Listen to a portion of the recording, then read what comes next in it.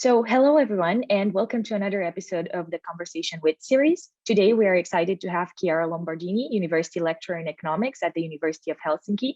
Chiara, thank you for joining us today. Thank you for inviting me. First of all, we'll begin with a round of introductions. Could you tell us a bit more about your teaching, your interests, and maybe a fun fact about yourself? So as you said, I'm a lecturer in economics at the University of Helsinki, and I'm particularly interested on dietary change towards diets that are both more sustainable and healthy.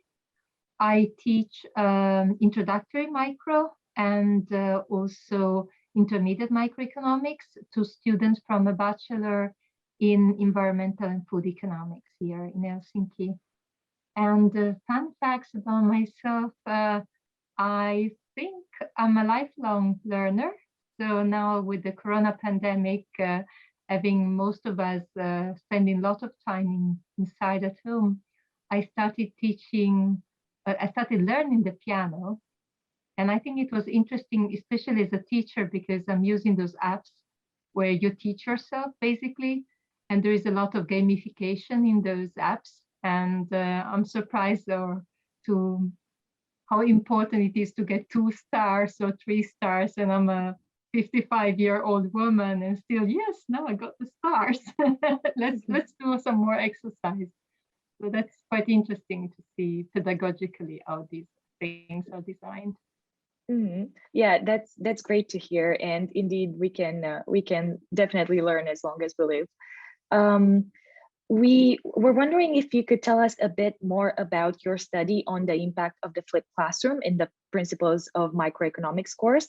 We know that within your study, you've compared the effect of active learning techniques, partially flipped classrooms, and a fully flipped classrooms. So could you tell us a bit more about the differences between these and about your findings? Yeah, so I was teaching Principle of Microeconomics, and for many years I had been teaching it with a kind of lecture-based course, but with quite a lot of active learning. So basically, maybe a third of in-class time was devoted to these active learning techniques. But still, time wasn't enough. So I wanted to have students doing more exercises, but I still had the lecturing to fit in. So I decided to try this flip teaching method. And the first time round, I had still about a third of in-class time devoted to lecturing, but then the rest was active exercises, and students would come prepared to class by watching videos I had prepared and doing some Moodle tests. And the second time around, I used flipped learning. I moved even more to a purer form of flipped learning so that there was less time devoted to lecturing the second time around. So it was about 1/5 of in-class time. And students were still prepared for class by doing this Moodle test.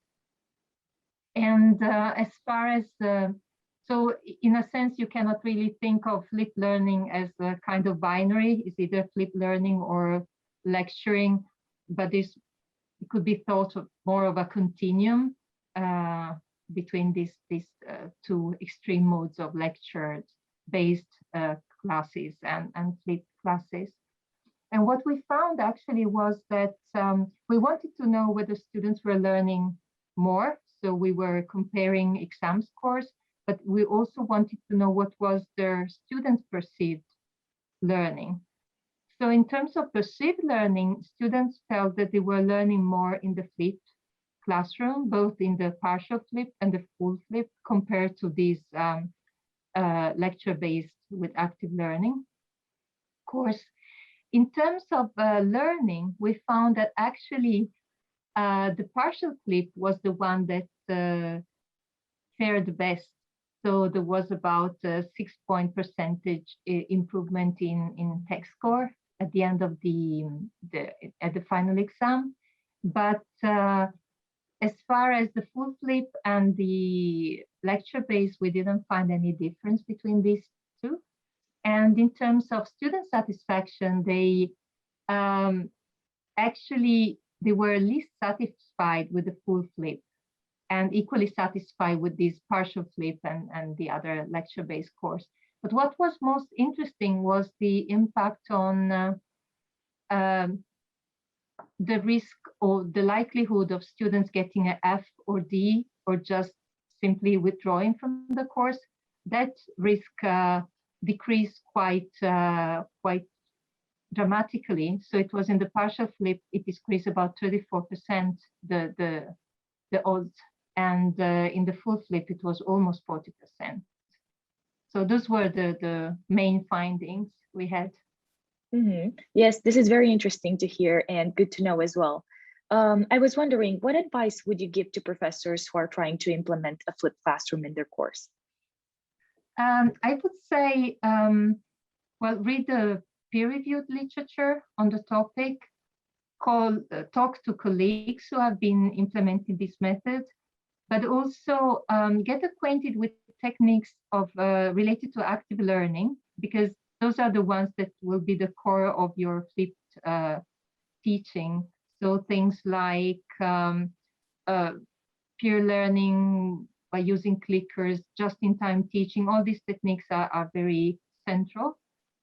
And then, of course, you need to be very patient, because when you're trying something out, it will not work necessarily very well immediately, and you will have to do a lot of fine-tuning. So it will take a while before you hit on the right balance.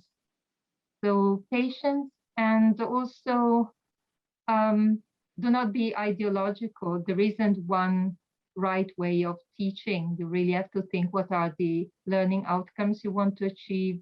What kind of students are you faced with? What are their needs? And based on that, choose which is the best method, in your opinion, to teach. Yes, this definitely makes sense. Well, this year, due to the current circumstances, teaching had to take place virtually. Did you, by any chance, adapt the flipped classroom to the online environment? And if yes, how? Maybe not. We had to adapt at least the final exams, but I think this was common to most of us, regardless of whether we were teaching with the flipped classroom or not. In Finland, we do not use proctoring, at least in our faculty. So there was no possibility of supervision of exams, which was in a sense good, because it made us think about really what are good exam questions to test students' learning. So now we have both, at least I have at open book exams, and the questions have tried to change them in a way that even more students have to show the ability to apply, to discuss, to reflect.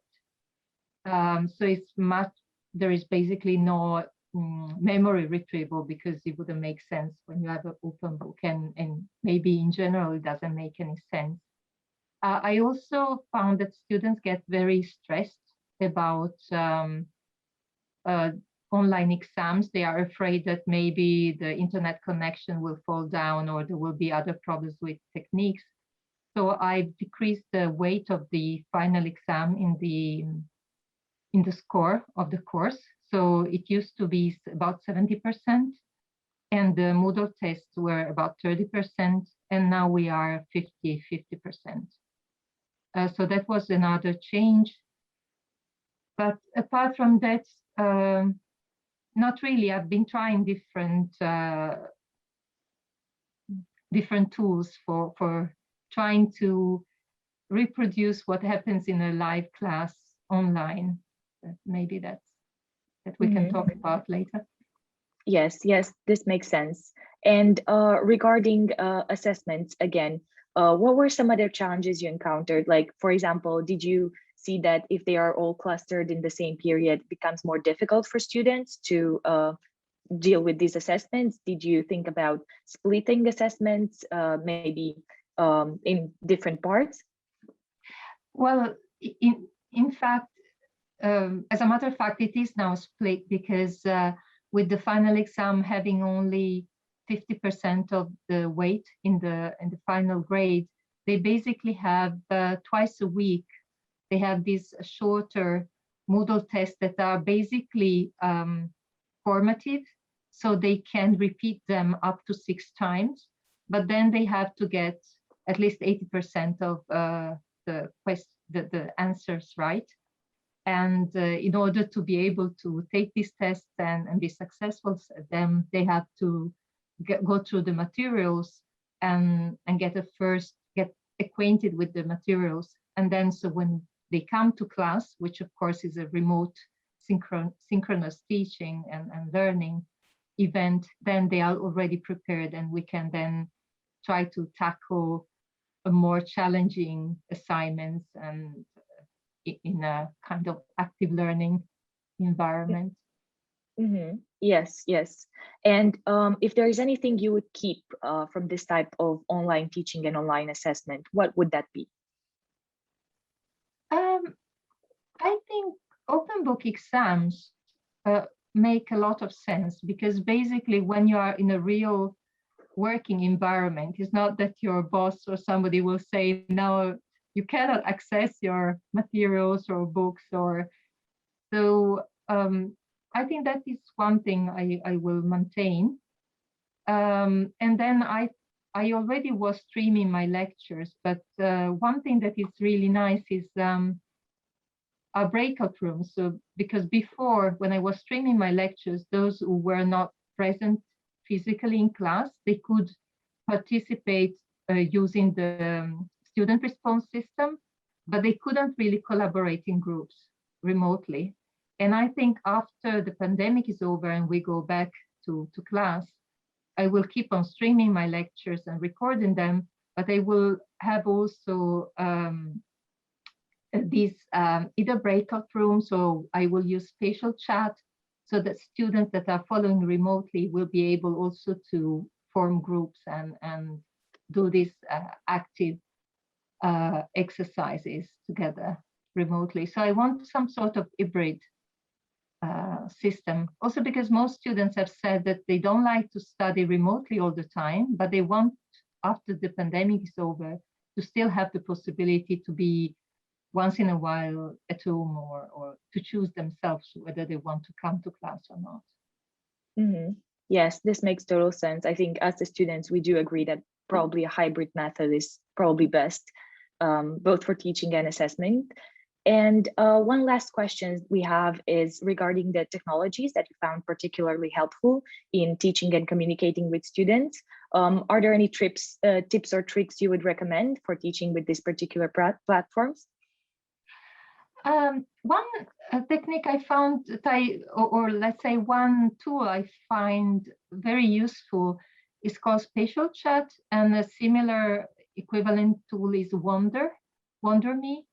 And basically these two tools try to replicate the situation you have in a class, where you can get closer to somebody, and the closer you get, you hear their voice and you can communicate with them. But if you don't want to be with them, then you can move further away to another corner of the class and be on your own, or go to another group. And that is something you cannot do with Zoom breakout rooms.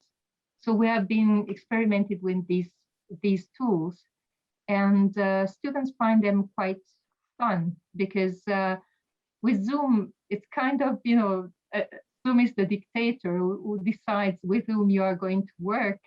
And it's not really nice. And also you don't know whether the teacher is going to jump into your breakout room. And that's kind of unpleasant, I think. So with these kind of tools like WonderMe or Spatial Chat, you really see the teacher, which is like a dot getting closer, or the teacher can be somewhere and people can just go there and talk to her while they're working in groups. So I think it's fun. I think it's a nice tool. Yes, this sounds really nice, actually. It seems to simulate real life much more than Zoom, actually. Yes. Well, thank you very much for this insightful conversation. These are all the questions that we have for today. And everybody, please stay tuned for our next episode. Thank you, Veronica, very much. Thank you. Bye-bye.